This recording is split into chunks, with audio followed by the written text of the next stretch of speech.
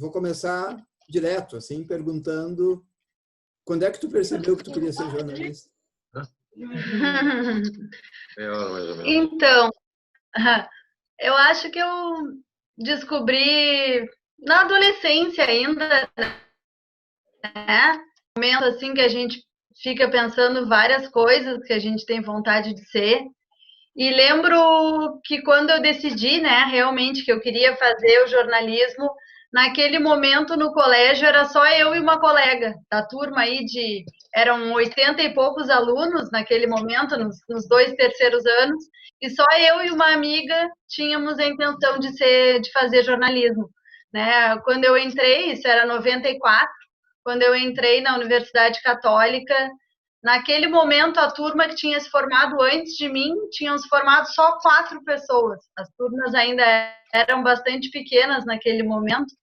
E depois, até a partir da minha turma, a minha turma já foi um pouco maior, né? E aí, depois, na sequência disso, várias outras turmas começaram começou a ganhar um peso, assim, né? Um peso maior já nas turmas que vieram logo a seguir, naquele momento. E o que te inspirou a escolher o jornalismo? Tu achava que tu tinha vocação para isso? Então, acho que com certeza, né? Eu acho que o jornalista ele sempre quer transformar a realidade, né? Eu acho que a gente tem essa intenção, né? Esse sonho, essa utopia de poder contribuir nesse processo de transformação da sociedade, né? Eu acho que com certeza foi isso assim que me motivou esse desejo de olhar para o lado, de ver que as coisas podem ser melhores, né? Que a gente pode contribuir, e o jornalista ele é essa ferramenta, né? A gente tem esse compromisso social, acho que a gente no dia a dia, né? A cada pauta, todo tempo, assim, eu acho que a gente tem esse poder. Óbvio que a gente não consegue com todas as matérias, mas a gente tem esse compromisso.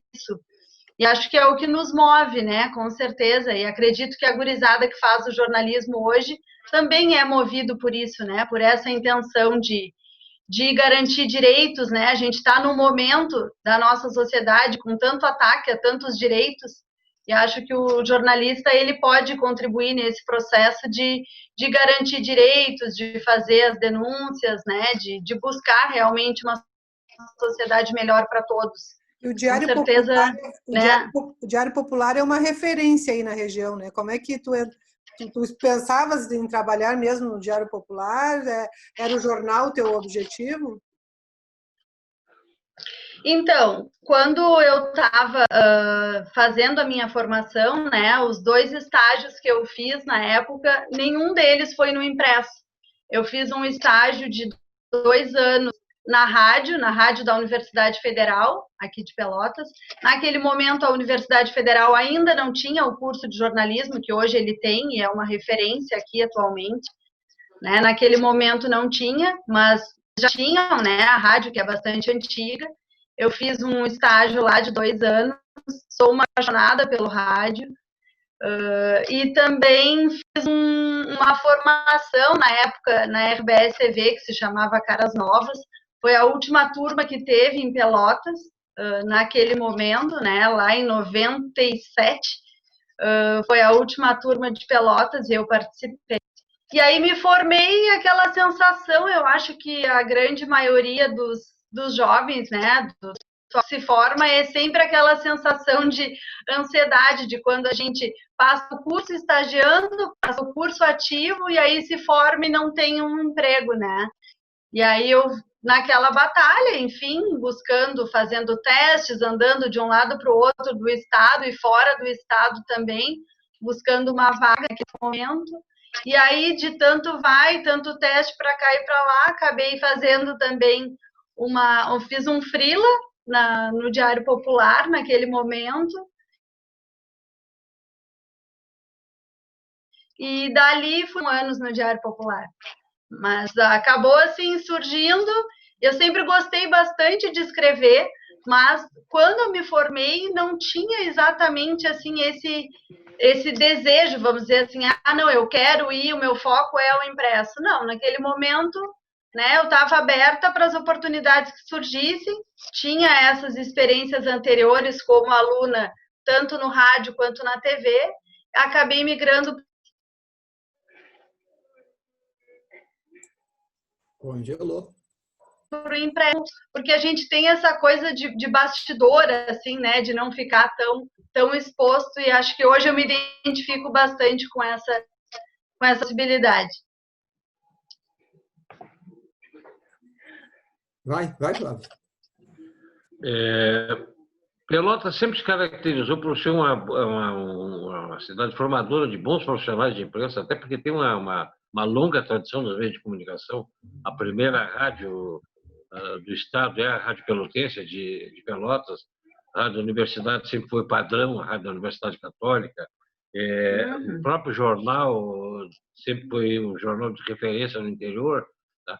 Tem um outro jornal na cidade, que o nome não me lembro, mas também teve a sua história. Tem duas faculdades de comunicação, enfim, é uma cidade que foram muitos profissionais, alguns deles muito bem avaliados e bem-sucedidos em Porto Alegre e fora de Porto Alegre, em outras capitais, inclusive Brasília. Tá? Eu te pergunto o seguinte, esse caldo de cultura, essa formação sobrevive, subsiste nesses tempos de crise das comunicações, especialmente no impresso? Ainda há essa formação categorizada, qualificada para o pessoal que é fornecido pelos veículos de comunicação de Pelotas? Então, a gente, com certeza, né, o próprio Diário Popular, ele tem sido uma referência, a gente já tem há bastante tempo essa parceria com as universidades, né? O pessoal tem feito estágios, já faz mais de 10 anos que o jornal está aberto para esses estágios, né? E com certeza tem sido uma das referências assim na formação do pessoal. Mas Pelotas não é diferente do restante dos outros municípios do estado. E, as redações têm sofrido bastante, né? Com enxugamento, com os cortes, né? A gente não está diferente do restante do estado, tem sofrido bastante com isso, inclusive com fechamento de sucursais que antes tinham, né?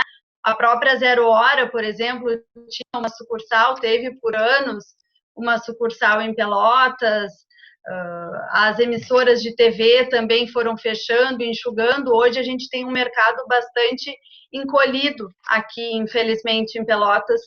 Perdemos bastante força nos últimos anos em função desse mercado, né, desse enxugamento geral que nos afeta profundamente, apesar de ter um investimento ao mesmo tempo, né, a gente cresceu na parte da formação acadêmica, com a abertura do curso da Universidade Federal, que não existia antes, né? Então, ganhamos por um lado, nos fortalecemos por um lado, mas o mercado se encolheu bastante, né? Com fechamento de sucursais, enfim, das redações bastante encolhidas, né?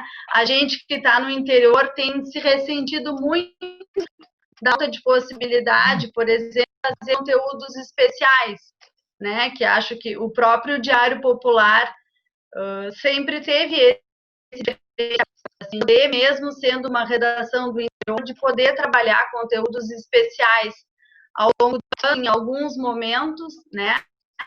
Isso não podia fazer parte do nosso dia a dia por uma questão estrutural, mas a gente sempre conseguia identificar alguns momentos no ano em que a gente conseguia reservar um período para fazer conteúdos especiais. Hoje em dia a gente tem enfrentado bastante dificuldade nesse sentido, devido a esse enxugamento, né, de pessoal. A gente está com uma situação bastante reduzida hoje, e então estamos na batalha. Michele, Ainda está dando um pouco de interferência no teu microfone, talvez quando tu te movimente, eu não sei se tu está me ouvindo, porque agora está congelada a imagem, mas o teu microfone, talvez quando tu te movimente, ele dá um pouquinho de interferência, assim, faz um barulhinho ruim para a gravação. Como tu deve ter visto, o Luiz Adolfo também entrou na nossa sala, tá? E está me ouvindo bem, Michele?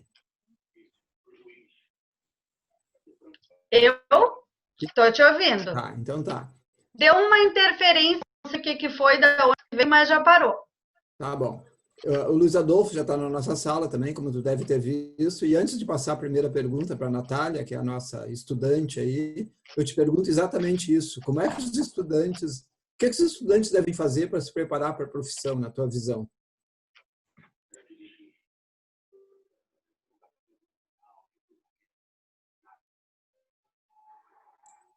Natália? Acho que ela não ouviu. Michele.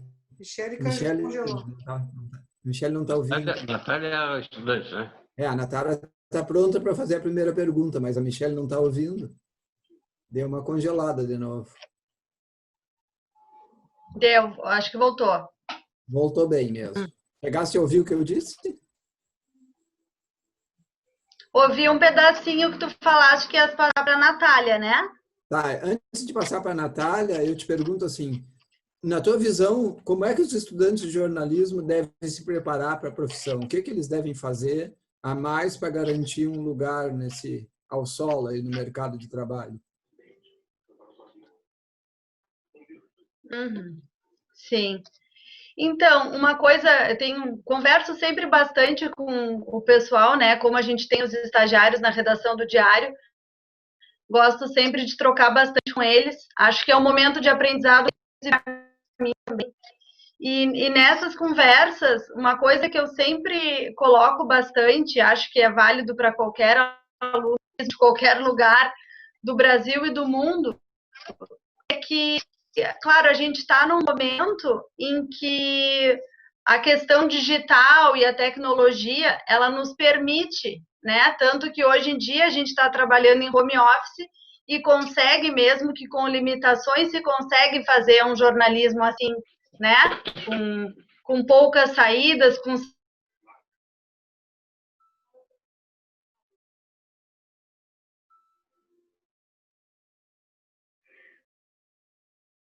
Estamos congelados de novo. Ninguém de vocês ouve, né? Ela está congelada para todos. Isso. Então, a Michele é que tem que ver o que está vendo lá e tentar voltar de novo ao nosso convívio aí. Luiz Adolfo está vivo ou não?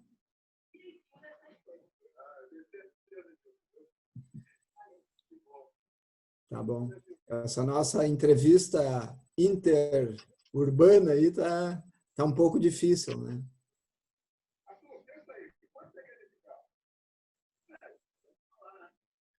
Tudo bem, Nilson?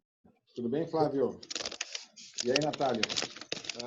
A gente tinha falado em desligar a câmera. Saídas, acho que vai obter todas as informações Michele, olhando as redes, Michele, né? Olhando, sim. Michele, só para saber, Sim. tu estivesse congelada desde a hora da minha pergunta, tá? Sobre o que os estudantes devem fazer. Tá. Eu repito, então? Repete. Por favor. Tá bem. Então, vamos de novo. Eu acho importante que o pessoal tenha a consciência de que, independentemente do nível de tecnologia em que eles estejam inseridos, né, eles podem estar num veículo que concede essa possibilidade, né, de alta tecnologia, de telefones com condições de fazerem vídeos, né, entrarem com lives, fazerem, né, tantas possibilidades que nós temos hoje com a tecnologia, né?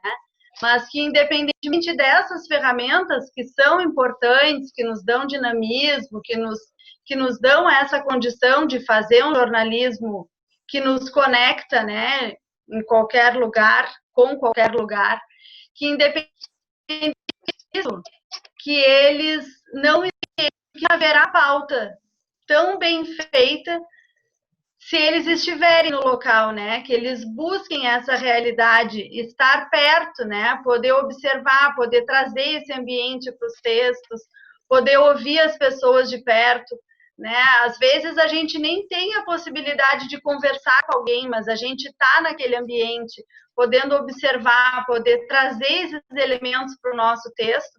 Esse vai ser o diferencial do nosso trabalho, né? Então, eu acho que é muito importante esse aluno ele não ficar preso aos exemplos que ele vai buscar através das redes sociais, né? Eu vejo a gurizada às vezes, mas onde que eu vou conseguir tal exemplo? Onde que eu vou conseguir alguém que me fale sobre isso? Porque ficam preocupados em buscar esse exemplo pelo Facebook, pelo Instagram, ouvindo, monitorando o Twitter. Enfim, são ferramentas extremamente importantes, mas elas não podem limitar esse trabalho, né? De eu olhar para o lado, de eu vasculhar nas redes sociais, eu não encontrar essa resposta e eu achar que então a minha pauta não existe, né? Quando, na verdade, o que eu preciso é me levantar da cadeira e ir para a rua, né? Ver de perto a situação, ouvir as pessoas. Eu acho que ter essa consciência que a tecnologia ela é uma ferramenta de trabalho, mas que ela não vai nos dizer se é possível ou não, de fato, fazer uma pauta, né? Eu acho que isso é bastante importante. Perfeito, perfeito. Primeiro gancho para a pergunta da nossa estudante aí. Certo. Então, vocês estão me ouvindo? Sim. Então, uma olhadinha, mas vamos tentar. Vocês me enxergam? Okay. Vocês me enxergam, né? Se eu tiver Estamos enxergando, estamos ouvindo. Se eu tiver com o dedo assim, o som está chegando para nós. Perfeito. Então, eu gostaria de retomar a pergunta que foi feita antes sobre a questão da Covid, sobre a questão de como o nosso mercado está, porque eu acho que é muito interessante o fato de eu ser mulher e estar falando com uma jornalista, porque algo que me instiga muito é o fato de que tu havia comentado com nós que geralmente os jornais do interior trabalham com uma equipe mais reduzida, então eu gostaria de saber se tu vê que nós, mulheres, estamos sendo procuradas e estamos tendo vagas nesses jornais menores também.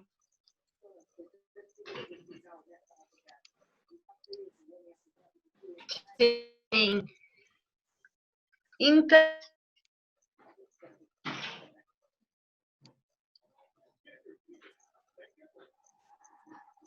aí o meu áudio?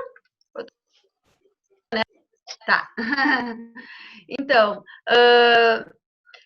acredito, assim, do que eu tenho observado, né, conversando e analisando e conversando com outros colegas e observando outras redações, não percebo, assim, nenhuma... Embora tenha esse enxugamento, não percebo que as mulheres, né, vamos dizer, prejudicadas nesse mercado, assim, do que eu tenho observado de uma maneira geral em redações, tanto de impresso, de rádio, nas próprias assessorias de imprensa, enfim, no mercado de uma maneira geral, não vejo assim que esteja acontecendo qualquer prejuízo nesse sentido, de as mulheres estarem na hora de decidir onde eu vou cortar, as mulheres pudessem estar sofrendo algum tipo de desvantagem nesse aspecto, né? Porque a gente sabe que muitas vezes acaba pesando um pouquinho, né? O pessoal já aconteceu, né? A gente sabe de relatos de situações,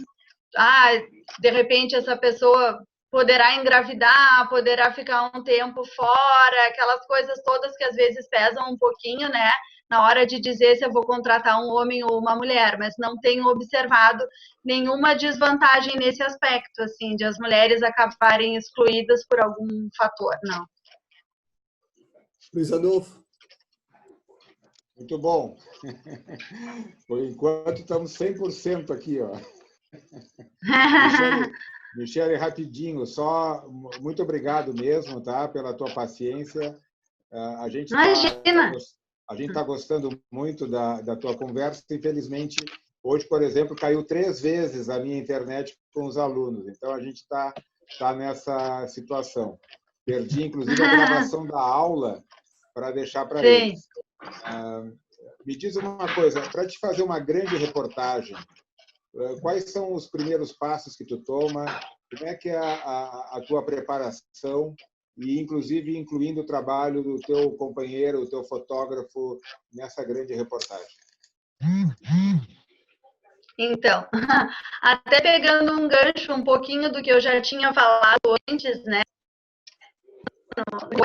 A gente tem, especialmente, né? Claro, eu estou me referindo à realidade do Diário Popular, que é a que eu vivencio, né, há todos esses anos, mas tenho sentido isso também através de relato de outros colegas, né, já que as nossas redações em Pelotas, também aconteceu, mas em Pelotas, também,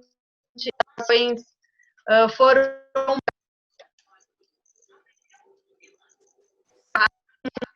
diretamente interferido na impossibilidade de a gente produzir esses conteúdos que nos dão esse sabor, assim, de poder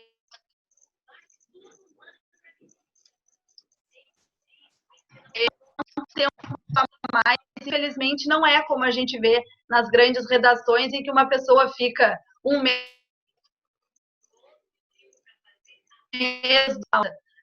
No interior, quando a gente fala que a gente consegue um assunto para fazer um conteúdo especial, isso significa poder ficar 2, 3 semanas, quando muito, envolvida na produção de um conteúdo, né? Então, esse é um primeiro ponto que eu acho importante da gente trazer, que é a realidade do interior, né? A gente, infelizmente, não...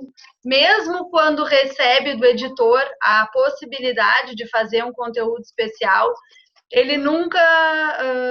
ele é especial, mas dentro da nossa realidade limitada, que é poder correr para conseguir produzir algo diferenciado em 2, 3 semanas. Consegue ficar reservado para um conteúdo. Primeiro ponto. Conversa também com os alunos. Então, eu diria que...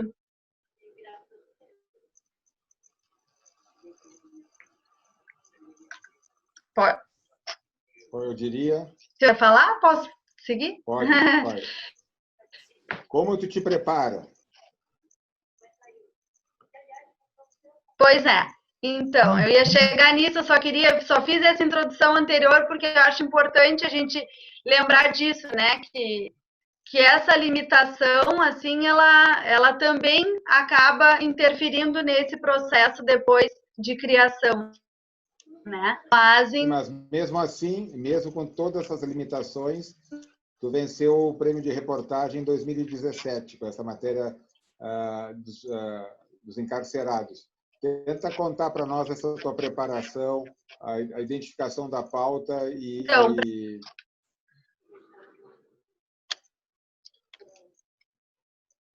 desculpa, trancou para mim, eu não consegui lhe ouvir, trancou para mim. Não, continua a preparação da tua pauta para essa reportagem, por exemplo, dos encarcerados, que ganhou o prêmio em 2017. Como é que é o teu processo para uma grande reportagem e o trabalho com o fotógrafo? Então, tá bem. Então, especialmente naquela pauta, né, algo sempre importante, assim, na medida do possível, é a gente dar continuidade a esses temas, né? O Encarcerados foi um exemplo disso. É um tema que a gente começou a trabalhar em 2007, depois a gente retomou em 2012, 5 anos depois, em 2017, fizemos um fecho aí, né, acompanhando um ciclo de 10 anos de um tema. Então, ali a gente já tinha um ponto de partida, né, que fazia, inclusive, com que a gente pudesse fazer esses paralelos, né, para comparar o sistema carcerário daqui da nossa região, poder mostrar o tempo e as características, inclusive, desses apenados, os tipos de crimes, a reincidência, né, a superlotação das casas prisionais, enfim, toda essa questão. Acho que esse é um princípio né, que também nos move, assim, que é essa coisa de a continuidade dos temas, né, a gente poder ir acompanhando os temas na medida do possível, né. E uma das, eu lembro que uma pergunta lá que ficou também daquela nossa tentativa de sábado, né, que é essa questão de da onde a gente vai buscar essas pautas, né? Como se alimentar, como pensar essas pautas, como definir o que é importante ou não, né? E acho que uma coisa fundamental é a gente se guiar pelo interesse público, né? Essa é um princípio básico, né? A gente pensar se aquele assunto ele é de interesse público, e para isso a gente vai buscar as mais variadas formas, que é estar perto dessa comunidade, ouvindo os anseios. Às vezes vai para uma pauta e volta para a redação já com sugestão de 2 ou 3, só desse contato com a própria sociedade, né? Que ela vai te ver como uma referência. Vou te falar de outras demandas, né? E aí dali vão surgindo outras pautas, contato com os conselhos municipais também, né? Já que eles eles recebem muitas demandas da sociedade, então eles são também uma fonte boa para buscar essas pautas, né? Os conselhos municipais, contato com o Ministério Público e as ações civis públicas que eles vão abrindo e as demandas que eles vão recebendo da sociedade, né? Todas essas são fontes que muitas vezes vão originar esses conteúdos especiais que a gente vai, né? Que a gente vai gerar. Contato com, como eu falei, com os conselhos, né? Conselho tutelar, conselho de saúde, conselho de educação, conselho do idoso, enfim, né? São fontes muito importantes assim para a gente buscar esses temas. Michele. E depois, com o tempo, as próprias fontes também vão nos procurando, né? E vão fazendo com que esses assuntos surjam.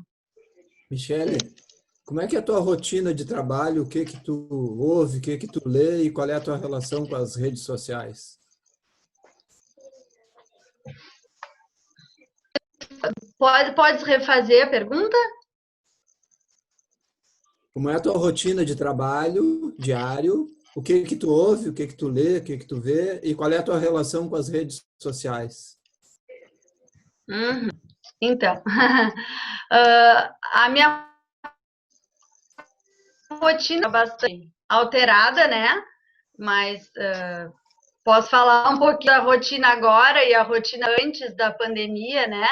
Nesse momento, eu estou trabalhando de casa, né? Como eu tinha comentado, saindo basicamente para pautas que fazem. Por exemplo, amanhã eu vou acompanhar um ato de alguns agentes comunitários de saúde que vão estar fazendo uma doação de sangue e cobrando algumas melhorias para a categoria de saúde deles. Então, vou estar na rua para acompanhar esse ato. Mas, neste momento de pandemia, a gente tem saído muito menos, né? O que, de alguma forma, a gente sabe que também é ruim para o jornalismo, né? Porque é importante esse contato, assim, de estar mesmo na rua, né? Mas, em geral, é isso, né? Tenho trabalhado de casa, saído nos momentos que as pautas requerem, né? E a minha relação com as redes sociais, até brinco um pouco, porque eu sou bastante analógica, sabe? Embora eu seja jornalista e embora eu esteja inserida nesse momento que requer que a gente corra atrás e aprenda as ferramentas todas, mas eu sou uma jornalista um pouco analógica, não sou daquelas pessoas assim que está sempre buscando baixar os aplicativos, comprar os melhores aparelhos e né, aquela coisa de estar em todas as redes sociais. Realmente eu não tenho essa ligação assim. Tenho aquilo que é necessário, mas praticamente vou ali, busco as informações.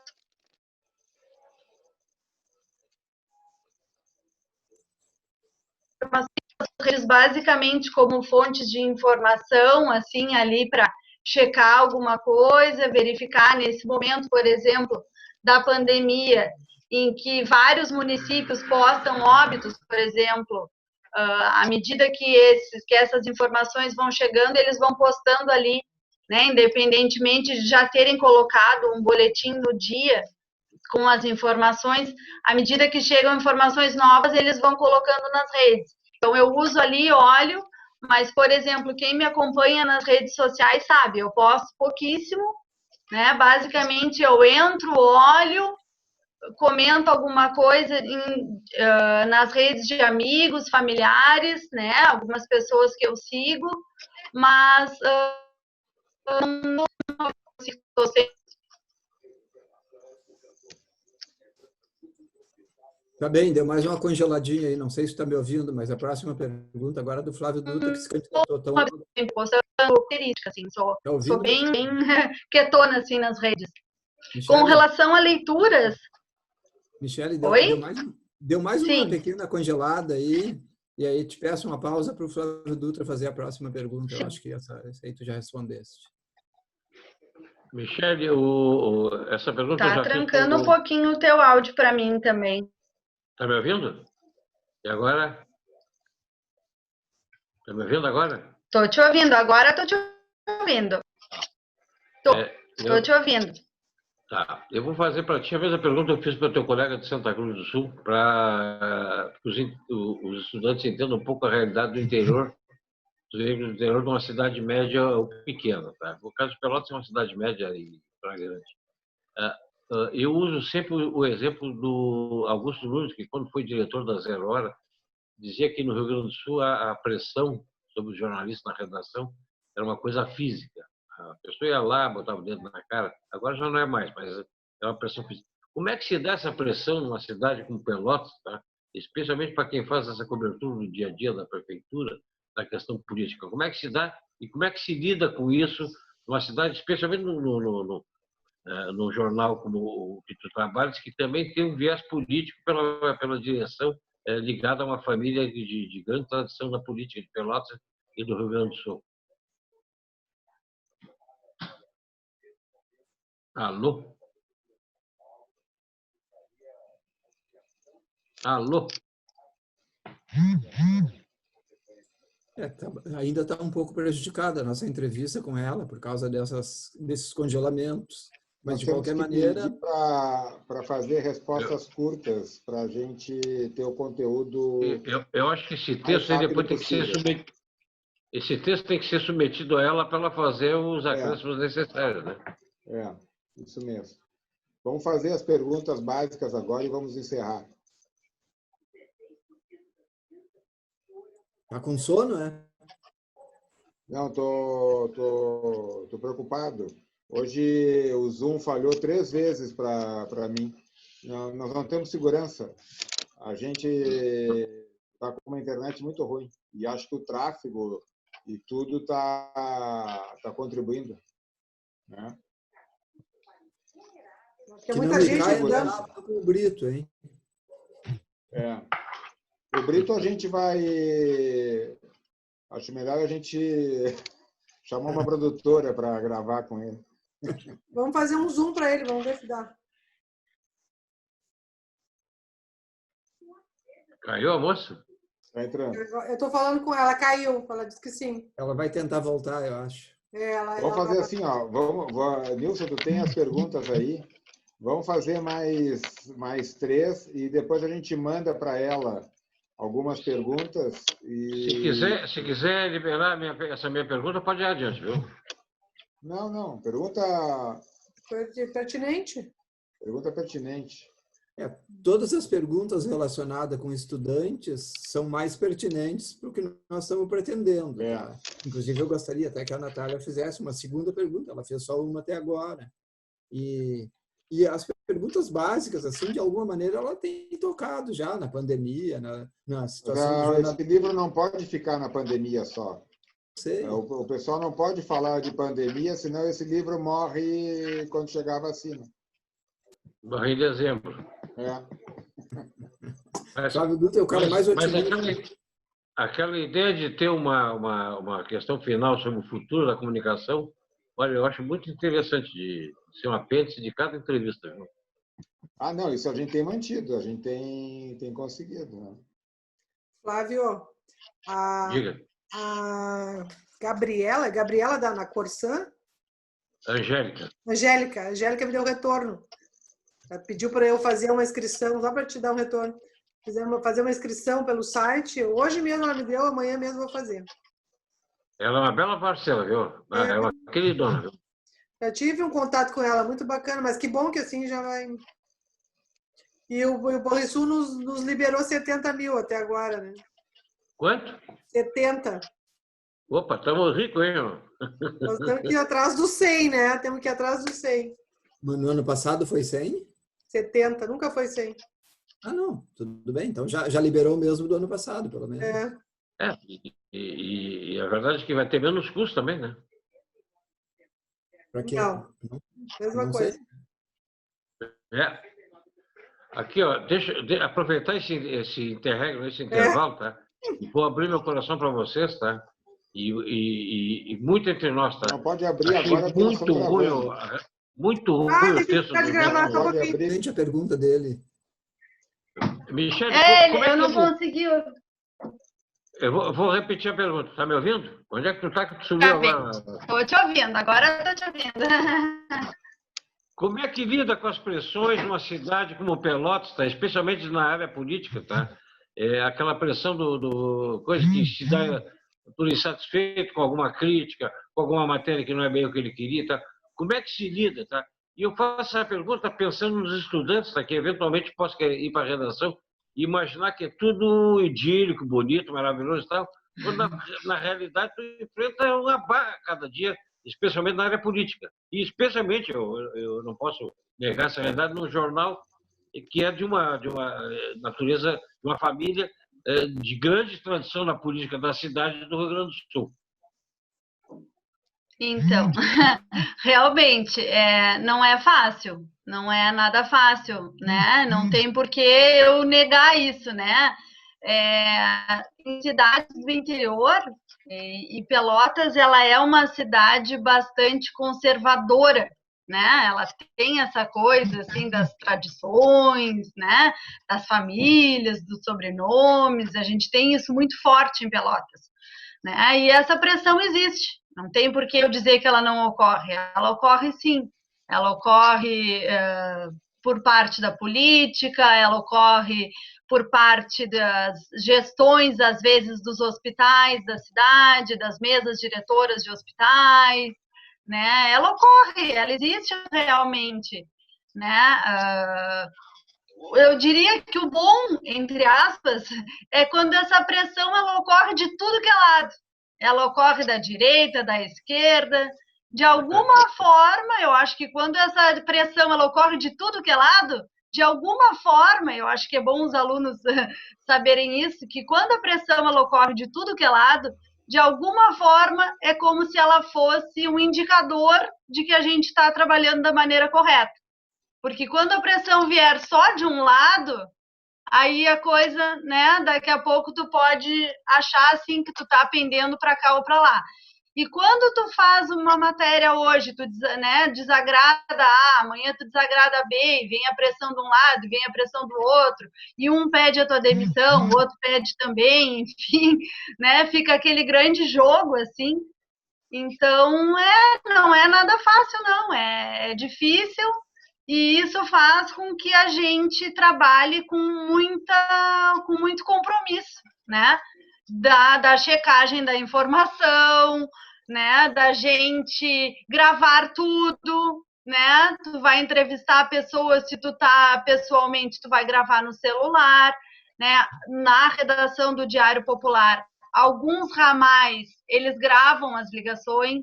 Um dos ramais que grava é o meu ramal, né? Que, em geral, como eu já estou há mais tempo na redação, não raro as matérias com mais potencial de incomodação, elas acabam caindo para mim, talvez porque eu já tenha um tempo mais assim de reportagem, então, em geral, aquelas matérias que têm potencial de dar problema, elas acabam caindo no meu colo.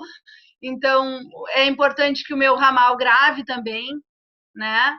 Seguidamente, essas gravações elas têm que ser acionadas, porque a fonte liga e tenta dizer que não foi bem assim que ela disse, que a gente distorceu, né? E aí tu precisa demonstrar para a pessoa que não, que ela realmente disse aquilo, que não houve, que não, nada foi distorcido, que na verdade a pessoa é que pode não ter pensado, né? Não se expressou, então, talvez da maneira que ela quisesse.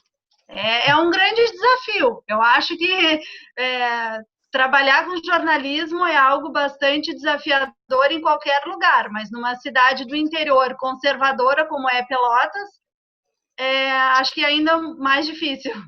Muito boas essas dicas aí, Michele, porque os estudantes de jornalismo nem sempre têm a consciência de que, na prática, depois, alguém vai dar uma declaração e vai dizer que não disse aquilo, tu entendeu?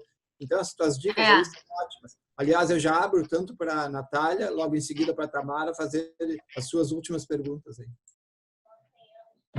Certo. Então, eu acho que isso que foi apresentado agora, né, é um desafio, e a minha pergunta é justamente sobre isso. Tu comentou com nós que já esteve em algumas áreas do jornalismo, como no rádio e na redação, e eu queria saber qual foi o maior desafio assim que tu já enfrentou no teu meio profissional. Agora eu fico pensando aqui qual seria o grande desafio, fico tentando definir aqui alguns momentos assim, mas enfim, tem algumas pautas que marcam muito, né? Não sei se seria no sentido de desafio mesmo, mas tem algumas pautas que marcam muito, né? Uma das pautas que para mim, assim, embora eu já tenha feito tantas outras, mas uma que está sempre marcada para mim é a cobertura que eu me envolvi na enchente de maio de 2004 em Pelotas, em que 50 mil pessoas em situação de risco, né? Boa parte delas com as suas casas invadidas pelas águas. E aí a gente, enfim, tinha que estar na rua, né? E estar na rua naquele momento significava entrar realmente, né? E ir em busca desses relatos. E eu não achei justo que ouvir aqueles relatos fosse eu ficar, porque embora a cidade estivesse toda inundada, mas naquele momento não estava mais chovendo. Quando a água começou a descer e a invadir vários locais, já não estava mais chovendo, sabe? Mas o nível das águas continuava subindo. E a gente considerou naquele momento que o correto não era ficar esperando as pessoas no sequinho, sabe? Lá junto, assim, onde tinham algumas pessoas aglomeradas. A gente achava que o correto era ir onde aquelas pessoas que ainda estavam aguardando serem recolhidas estavam. E aí a gente foi em busca desses relatos, eu e o Carlos Queiroz, que é um dos grandes companheiros meu de empreitadas, e a gente foi conversando com alguns moradores para saber onde que tinham bocas de lobo e tampas de bueiros, enfim, para não ter gente maior. E fomos, então, em busca desses relatos. Eu tenho até hoje imagens guardadas daquele dia, assim, com água pela cintura. E depois voltei para a redação, só pedi uma roupa seca, porque não dava tempo de voltar em casa para tomar banho, me arrumar, enfim, só pedi que me levassem uma roupa seca para a redação. Me troquei e segui o baile até a madrugada naquele dia. E não sei se eu posso dizer que foi o maior, não sei se seria desafio, assim, mas foi um momento muito marcante da minha carreira que até hoje, assim, apesar de eu já ter feito tantas outras pautas, tantas outras matérias especiais, aquela era uma pauta de dia, não era uma pauta especial, ela era uma pauta de dia, feito rápido, com as respostas rápidas para a sociedade. que estava acontecendo na cidade, mas foi uma pauta bastante marcante, assim, até hoje para mim. Michele, uma experiência muito importante de relatar. Tamara, faz a tua última pergunta aí, por gentileza. O pessoal de Porto Alegre, pelo menos a minha turma, a gente pensava assim em ir trabalhar na Folha de São Paulo, no JB, era isso que a gente falava, e pensava em jornal. E pensava em TV, imagino que deveria ser Globo. E tinha muita gente ainda que pensava em ser correspondente internacional. O pessoal de Pelotas, para onde vai? Onde vai? Eu também. Também. E o mercado de trabalho vai para onde vão as pessoas? Se forma e quem é que mais absorve? Ainda é a assessoria de imprensa? É o jornal, os jornais locais, ouvir para Porto Alegre, como é que funciona?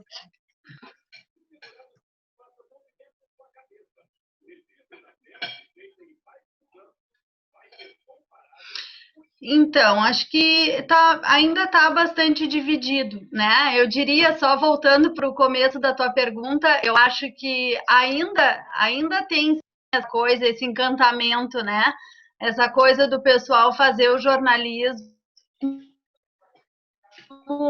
Enfim, eu sonhei quando eu estava fazendo jornalismo, eu tinha essa coisa, eu queria ser correspondente de guerra, né? Tinha essa grande vontade, assim, ou de poder me envolver numa cobertura, sei lá, de uma Olimpíada, uma coisa, né? E não, claro, agora houve, né? Teve Olimpíada, teve Copa no Brasil, enfim, mas eu digo assim, quando a gente pensava nesses grandes eventos, a gente se imaginava, se projetava fazendo coberturas internacionais, enfim, né? Acho que eu também me motivei por isso e acredito que muitos estudantes ainda também tenham esse desejo, né? Em Pelotas, grande parte dos alunos tem migrado, sim, para a assessoria de imprensa. Acho que é um mercado, a gente procura entender, né? Eu acho que é algo que todos os jornalistas, mais ou menos veteranos, mais ou menos iniciantes, eu acho que é uma pergunta que todo mundo está se fazendo, né? Em como está se comportando esse mercado, porque afinal de contas as redações estão enxugando, está tudo tão restrito, né? E a gente pensa, mas tem tanta gente se formando, para onde vai ir toda essa gurizada, onde eles vão ser inseridos, né? Porque a impressão que dá é que não vai ter oportunidade para todos. Mas ao mesmo tempo o mercado ele está se transformando, né? Se dinamizando. Hoje em dia tem as agências de conteúdo que era um mercado que até pouco tempo não existia, né? Não tinham tantas agências de conteúdo como tem hoje. As próprias instituições, os hospitais, as escolas, os sindicatos, né? Eram entidades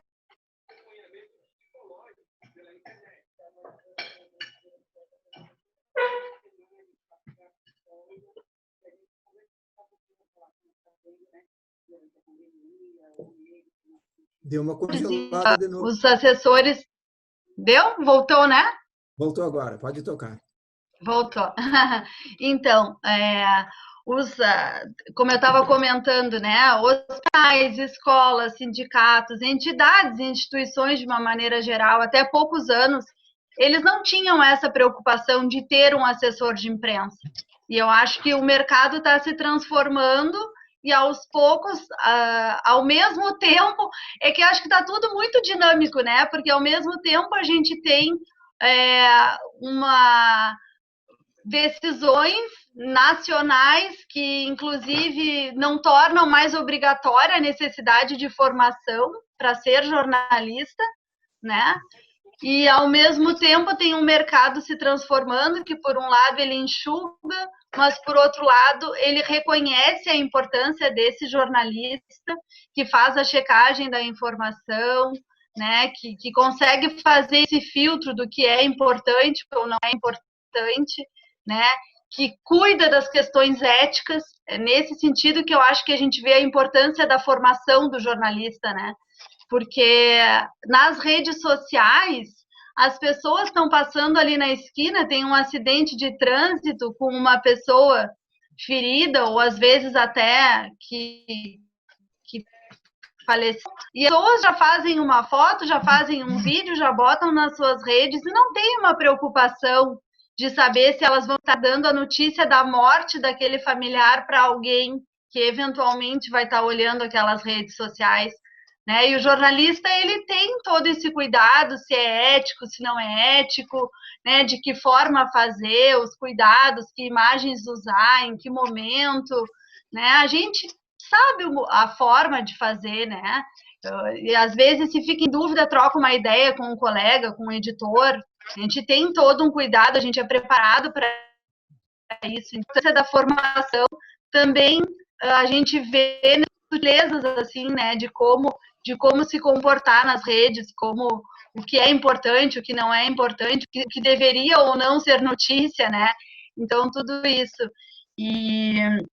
Mas voltando para a pergunta da Tamara, eu acho que de um modo geral, o pessoal um pouco está sendo absorvido, sim, pelas assessorias de imprensa, mas a gente ainda tem vários alunos que se formam em Pelotas indo para os mais diferentes veículos, né? Hoje em dia a gente tem colegas trabalhando em Brasília, em São Paulo, em vários jornais do Brasil, enfim, várias pessoas que inclusive passaram pelo Diário Popular e acabaram seguindo a sua caminhada, indo longe, né? Eu acho que...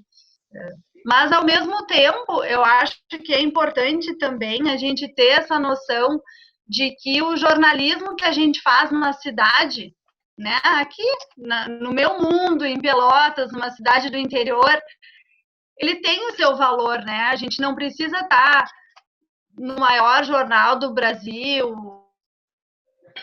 né? Que também é uma outra questão que eu não sei se alguém abordou em algum momento nessas conversas, né, com os alunos, mas tem a questão também dos salários, né, que são bastante... a nossa categoria...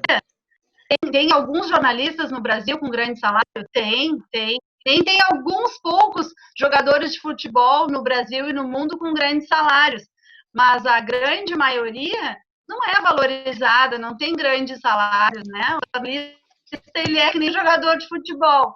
A grande maioria recebe pouco e poucos que atingem um certo status ganham muito, mas a grande maioria não tem grandes... Michele, tá me ouvindo? Salários. Estou te ouvindo. Michele, muito legal que tu abordou isso. Aliás, de todos os nossos entrevistados, tu é a primeira a fazer esta abordagem aí, e ela é muito importante. A gente até estava relevando mesmo isso. Só para encerrar da minha parte, depois eu passo para o Luiz Adolfo. Se é que a Natália não tem nenhuma pergunta muito premente aí, daquelas que ela não vai dormir se não fizer. Então, eu só queria dizer o seguinte, já que essa questão salarial tu tocou, o que te gratifica na profissão e também qual é a tua visão do jornalismo para o futuro agora? Então, eu estava comentando que eu sou uma apaixonada pelo jornalismo, uma apaixonada pelo nosso ofício, independentemente de saber que não é uma rotina fácil, né? Os salários não são uma maravilha, né? Não é uma vida fácil, né? Ela é uma vida cheia de inconstâncias, né? Da gente não saber muitas vezes aquelas coisas básicas. Tu vai para a redação, tu não sabe, tu vai voltar para almoçar, tu não sabe se tu vai sair cedo, se tu vai sair tarde, né? Às vezes tu planeja toda uma questão familiar, mesmo às vezes é dia de aniversário de um familiar, tu não participa, tu trabalha domingo, enfim, né? Não é uma rotina fácil, a gente sabe, mas ao mesmo tempo ela é apaixonante. Eu acho que o jornalismo e a reportagem em especial, o jornalismo de redação, ele é para quem vai se apaixonando mesmo pela profissão, sabe? Vai conseguindo viver essa loucura da redação, porque ao mesmo tempo é super gratificante, que acho que era o que vocês buscavam, né? É super gratificante tu pensar que tu pode contribuir nessas pequenas transformações, sabe? Daqui a pouco tu pega um exemplo de uma família que, sei lá, precisa de um transplante para um filho, e aí tem uma campanha, tu vai te envolver, tu vai divulgar aquilo, né? A gente já fez matérias, e eu acho que para a gente que trabalha no interior isso é mais forte, é mais presente, que é essa coisa de tu fazer uma matéria de uma campanha, e aí tu motivar a comunidade, daqui a pouco alguém que tem um dinheiro paga, né? Daqui a pouco aquela campanha até deixa de existir porque alguém vê a matéria e paga uma cirurgia para alguém, sabe? São pequenas transformações que a gente sabe que a gente não vai mudar o mundo com isso, mas que ao mesmo tempo nos deixam extremamente felizes de saber que a gente pode sim contribuir com pequenas coisinhas, né? No dia a dia, enfim, cobrar. Tem uma fila gigante de quase 1.000 pessoas esperando para fazer uma cirurgia eletiva de traumatologia. Aí tu vai lá e usa o exemplo de 2, 3 pessoas, né, que estão sofrendo aquilo na pele e força uma decisão e força, enfim, coisas do dia a dia, que uma categoria consiga um salário melhor, que uma fila de espera ande, né, de alguém que está esperando por cirurgias e não consegue, aí tu vai lá, cutuca o poder público e força uma solução para isso, ou gera uma ação civil pública no Ministério Público a partir de uma matéria que a gente faz. A gente também, às vezes, gera ações do Ministério Público, que vai lá, fiscaliza, abre uma ação, né? Eu acho que isso nos move, isso faz com que a gente queira, sim, estar na redação, que não se importe de perder almoço, que releve coisas do dia a dia, que às vezes nos aborrecem também, né? Aquela coisa da fonte que te liga, que te xinga, que tu atende o telefone, é a fonte para te xingar, para te dizer desaforo. Enfim, nosso dia a dia ele é feito disso também, mas ao mesmo tempo alguém te liga para te agradecer por algo que deu certo, por uma campanha que, né, enfim, a gente faz todo tipo de matéria, né? Então, e eu acho que a gente que está no interior tem essa ligação mais, assim, embora a gente saiba que no curso, né, quando a gente está estudando, tem aquela coisa do jornalista que não se envolve, do jornalista que não pode se emocionar. A gente ouve essas teorias na faculdade, né? O jornalista não se emociona, o jornalista não pode se envolver, o jornalista não pode chorar, né? Tem um monte de máximas que a gente ouve na faculdade e que na prática, quando eu vou de vez em quando eu vou conversar com a gurizada no curso, algum professor me convida e eu vou e bato papo com os alunos, e eu sempre digo isso para eles: olha, eu acreditei nisso e eu pensava que isso era o certo. Anos eu trabalhei tentando segurar isso, sabe? De estar numa pauta e ter que ficar durinha ali, achando assim, não posso me emocionar, não posso me envolver, porque eu ouvi, né? Isso é o certo. E aí a gente entende que não, que, enfim, a gente vai ter momentos que a gente vai se emocionar, que a gente, né? Faz parte do dia a dia. Eu acho que o jornalismo ele é apaixonante por tudo isso que a gente é capaz de fazer. Excelente depoimento. Muito bem. E depois agora desse momento assim tão difícil, o que tu acha que vai mudar na relevância do papel do jornalista e, inclusive, na forma de trabalhar também com relação a essas, digamos, dificuldades, inclusive essa de tecnologia e tudo? Será que vai ficar mais difícil falar com as pessoas ou mais fácil? Pois é, sabe? Essas são várias perguntas assim que tem várias provocações, né? Várias dúvidas que a gente tem, assim, não só como jornalista, mas como sociedade, né? O que vai restar, de como que a gente vai se comportar, que valores a gente vai ter daqui para frente. Eu acho que a gente pensa muito sobre tudo isso, né? De como vai ser essa sociedade depois que tudo isso passar, né? O que a gente vai priorizar, o que vai ser importante. Eu realmente, assim, eu vou dizer que eu não consigo ter essa resposta. Assim, É engraçado tudo isso, né? A gente não imaginava que que tudo fosse ser dessa maneira. Se me perguntassem lá em março, quando eu vim para casa, achando que eu ia trabalhar 2, 3 semanas em casa e já ia voltar para a redação depois, né? Eu nunca tinha trabalhado de casa, né? Nunca tinha pensado que isso era possível. Porque, enfim, a gente é acostumado com aquele meio de trabalho, né? Se acostuma com aquelas ferramentas, daquele jeito, e várias coisas que até eu questionava, né? Aquela coisa assim de pedir uma foto para fonte, essas coisas que a gente não, a foto tem que ser nossa, tem que ser a foto que a gente faz, que o nosso fotógrafo vai lá, que a gente produz. E hoje em dia, por tudo que está acontecendo, muitas vezes a gente precisa contar com esse apoio da fonte, sim, que ele veja uma foto que ele tem, se ele pode nos passar.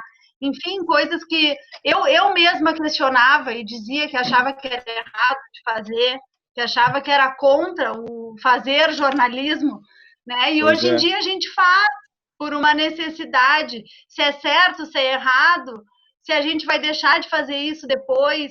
Eu tenho um pouco de medo de como vai ser depois, sabe? Se a gente vai se acostumar com essa forma de fazer e vai, sabe? Que as coisas podem continuar sendo simplificadas. Eu tenho um pouco de receio se a gente vai continuar achando que deve simplificar as coisas, porque hoje a gente simplifica por uma conjuntura que faz com que a gente age de uma determinada maneira, né? Mas eu não sei como vai ser depois, que prejuízos poderá provocar ou não, né? Não sei, sinceramente, é uma resposta que eu não sei, não consigo ter ainda. Você não acha que pode ser mais colaborativo, continuando, inclusive, nessa linha do interior, aí, a proximidade maior com o repórter, com a redação? Acha que pode ser mais colaborativo? Pois é, talvez sim, né? Acredito que possa acontecer essa transformação nesse sentido, né? Hoje em dia, por exemplo, é uma coisa bem prática nossa aqui. A gente, embora os municípios são os mesmos, a Zona Sul é a mesma, mas a gente, em todos esses anos, a gente nunca tinha tido um grupo no WhatsApp, por exemplo, com todos os assessores de imprensa do Diário. Claro que antes nem se falava, até uns anos atrás nem se falava em grupos de WhatsApp, óbvio, né? Era um outro momento, mas a gente não tinha isso de ter uma relação tão estreita com os assessores de imprensa, por exemplo, das prefeituras, como a gente tem hoje, né? Hoje a gente criou um grupo de WhatsApp que todos os dias a gente se comunica várias vezes durante o dia com esses 22 assessores de imprensa da região, né? Para que eles possam abastecendo com as informações do número de casos, dos óbitos, das ações que as prefeituras estão tomando, sei lá, das barreiras sanitárias, das medidas que eles estão adotando, né? É algo que a gente já poderia estar fazendo, porque os municípios são os mesmos, o jornal é o mesmo, eu sou a repórter, né? Por que eu não fiz isso há um tempo atrás? Hoje em dia a gente fez isso por uma necessidade. Então eu acho sim que a gente poderá também ter esse olhar um pouco mais colaborativo. Acredito que poderá também um pouco por esse lado, talvez perder por outros, né? Porque ao mesmo tempo eu também não sei se os editores não vão compreender que a gente pode ter menos profissionais, porque como a gente consegue trabalhar de forma colaborativa, o assessor de imprensa lá da cidade XYZ pode me mandar material, será que eu preciso mesmo do meu repórter? Então eu não sei, sabe, o que vai ser bom, o que vai ser ruim para o mercado, mas acho que a transformação vai acontecer, com certeza.